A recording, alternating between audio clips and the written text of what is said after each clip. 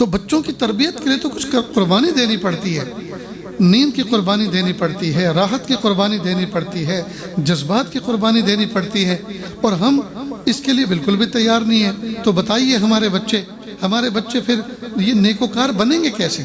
جب ہم فون کی قربانی نہیں دے سکتے؟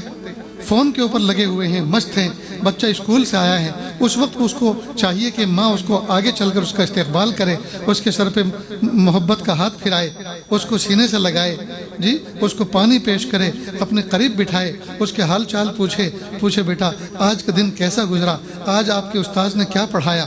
آپ کے ٹیچر نے کیا پڑھایا، کوئی بات انہونی تو پیش نہیں آئی، کوئی ایسا حادثہ تو پیش نہیں آیا، کوئی ایسی بات تو پیش نہیں آئی، کسی نے کوئی گالی دی ہو، کوئی گندی بات کہی ہو، تاکہ ماں اس کی تلافی کر سکے۔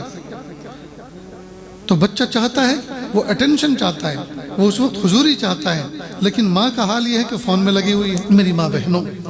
اپنے بچوں کی اگر عزت چاہتی ہو، ان کے ایمان کی سلامتی چاہتی ہو،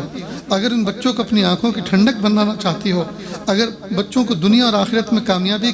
کا ضامن بنانا چاہتی ہو، تو اللہ کے لیے فون اور انٹرنیٹ کے تماشوں سے اپنے آپ کو بچائیں۔